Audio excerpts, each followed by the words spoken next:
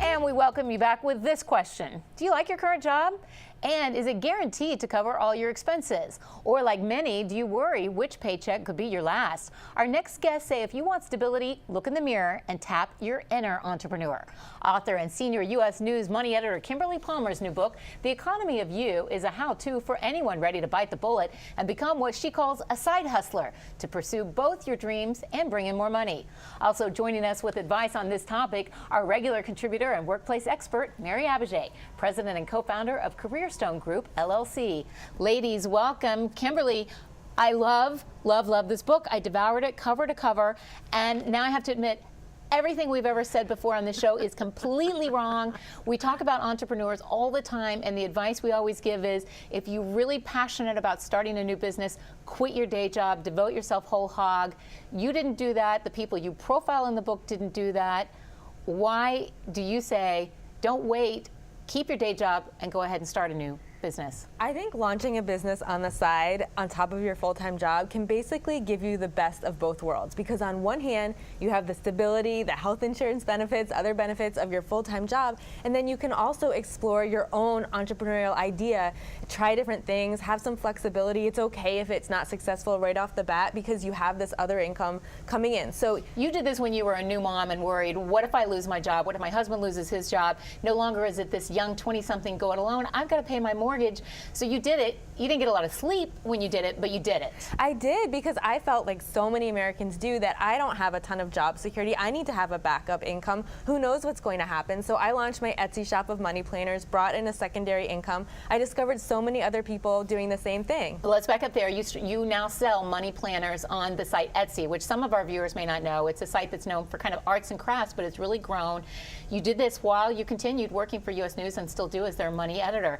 Mary Abbajay, you've been there, done that. You've done it both ways. I've known you for a long time. You've got a great history. I've been self-employed for 21 years. Do you agree with Kimberly that go ahead and do it while you still have your day job and your health insurance? I have to say I love this book, and I didn't want to like it because, like you, I've always put myself right out there, 100% in the game. But then when I started to read the book and really thought about it, that's not really true, because my second and third business I actually started while I was running my first business. So I do think that what Kimberly has to say is a great way to go about it. It may not, and it's not the only way. It is a great way to go about it. And by the way, a lot of her tips work for those who are entrepreneurs all in as well. It's true. It's a book for everyone. It's also a great book for if you just want to start building your profile while you're still in your day job, and how you can blog and market yourself in so many other ways. And you have so many great examples, even the Cupcake Sisters, who we consider to be great examples of success. But you talk about how one was sleeping on the other's couch, and they really had to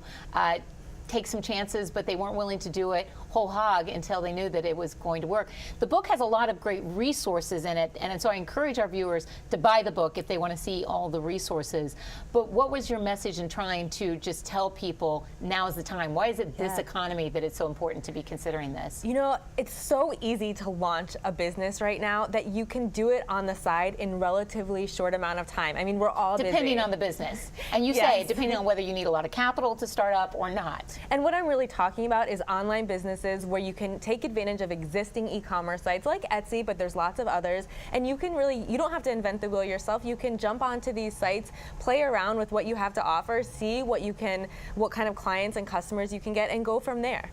So, Mary, though, let's play the devil's advocate. Okay, where do you disagree with this? Or is there a type of new job where you say, no, you really need to focus? Well, I think what I would say with focus is important, and I think people have to have realistic expectations of what they want to do. So if you want a side business that just brings in $10,000, that's doable. But if you are really looking to make a serious income, I mean, you would agree, like, it takes hard work. Being an entrepreneur takes hard work and focus. So I would say, and your current boss may not appreciate you doing that. So I think it's about really being thoughtful and knowing what your choices mean. And if you want to hold down two jobs, that's going to require a little less sleep. Yeah, and I don't do well with no sleep. So we're going to have more right after the break with one more piece of advice from Kimberly Palmer and Mary Abbajay. Stay with us. Oh, yeah.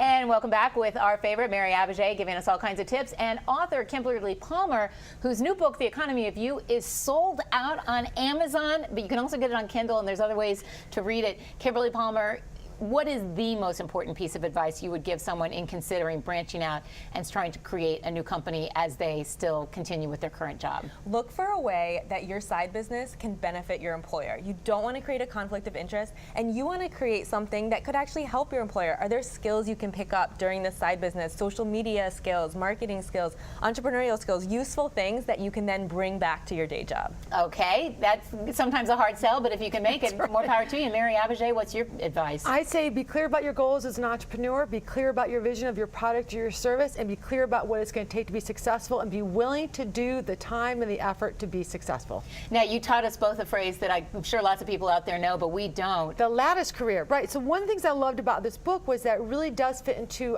the Generation Y and the younger Generation X's. And that is what a term called lattice career. So we're seeing now that people are going to have multiple careers at the same time, like a lattice, where in the past we had hierarchical careers, or we had different types, but now we're going to have multiple careers at the same time. And depending on your skill set, it could be a lattice career or it could be a sticky spider web where you get caught. So more power to the people who can pull it off, like the two of you. Well, thank you for joining us. We want to remind you before you go that you always have ways to connect with the show. You can like us on Facebook, follow us on Twitter, and watch us at WJLA.com.